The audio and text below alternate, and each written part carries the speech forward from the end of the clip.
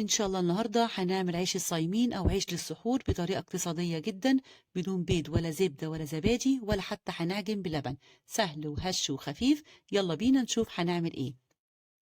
أول حاجة هنجهزها وهي الخميرة. معلقة كبيرة من الخميرة، معلقة كبيرة من السكر، نص كوباية من المية الدافية.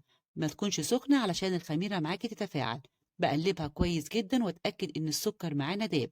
بغطيها وبسيبها على جنب. عندي نص كيلو من الدقيق المنخول، بضيف عليهم معلقة صغيرة من الملح، معلقة صغيرة من البيكنج باودر، وبقلبهم. وأضيف الخميرة بعد ما تفاعلت وعملت معايا الفوران ده، تعرفي إن النوعية دي كويسة جدا. بقلبها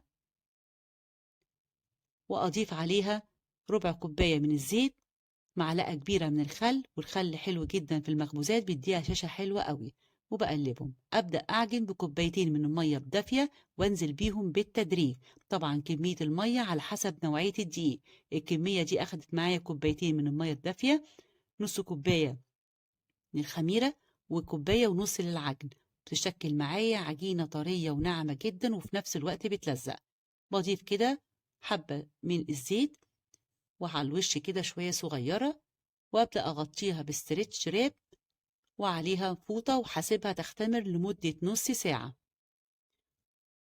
هكون مجهزة صينية فيها مسحة بسيطة من الزيت أو ورقة زبدة. ومعايا كده العجينة اختمرت ما شاء الله. نديها بقى بوكس المشهور في العجين واطلع منها أي هواء. أنا هشكلها في نفس البولة، مش هقطعها على بلانشة ولا حاجة. طبعا التقطيعة ديت حسب ما انت عايزة. بمسح ايدي مسحة بسيطة جدا من الزيت وأشكلها كده على هيئة كده سرة، وأشيل منها أي زيادة وأشكلها كده ما بين إيديا على هيئة كورة سهلة جدا. طبعا تقطيعة زي ما انت عايزاها كبيرة صغيرة حسب ما انت تحتاجيها.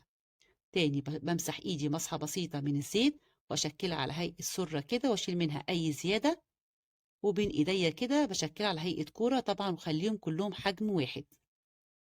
هسيبها ترتاح لمدة 10 دقايق وهغطيها بأي كيس بلاستيك عندك أو فوطة. وكده بعد ما عدت ال10 دقايق شايفينها، ببدأ إن أنا أضغط عليها كده. سهلة جدا. عايزاها تبقى رفيعة أو سميكة حسب برضو ما انت عايزة، بس ما ترفعهاش قوي عشان ما تتحرقش منك وتنشف منك في الفرن. هبدأ أجيب بقى ظهر سكينة أو أي قطاعة عندي، بديها زي خطوط كده زي اللي بنشتريها من بره، بالطول كده وبالعرض كده، تديها بس شكل جمالي مش أكتر. عايزة تخليها أو تخليها سادة حسب ما انت عايزة.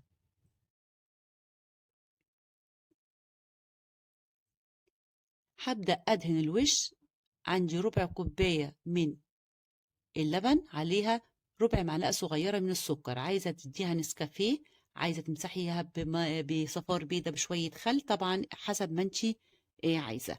بمسح مسحة بسيطة جدا.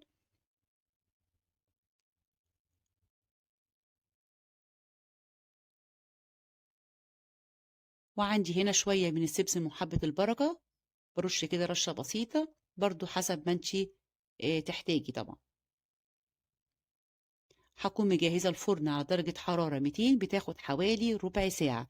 بنزلها على فرن في الرف الأوسط، بتاخد بس بتحمر من تحت، وأفتح الشواية عليها. وأول ما بتطلع لازم أغطيها بفوطة حوالي ربع ساعة عشان ما تنشفش معانا وتكون طرية. شايفين بقى التسوية ما شاء الله حلوة قوي من تحت ومن فوق. شايفينها لما اجي اضغط عليها طرية. وشايفين بقى الهشاشة هشة جدا. زي ما انا قلت لك عايزاها سميكة او رفيعة حسب ما انت عايزة. لما اجي اضغط عليها بصوا طرية جدا. ولو عجبكم الفيديو ما تنسوش الاشتراك في القناة وتفعيل الجرس وتعليق حلو علشان يوصل لكم كل جديد. سهل وبسيط واقتصادي جدا، ما خدش مننا وقت خالص. وكل سنة وحضراتكم بخير. جربوه هيعجبكم، وبالهنا والشفا.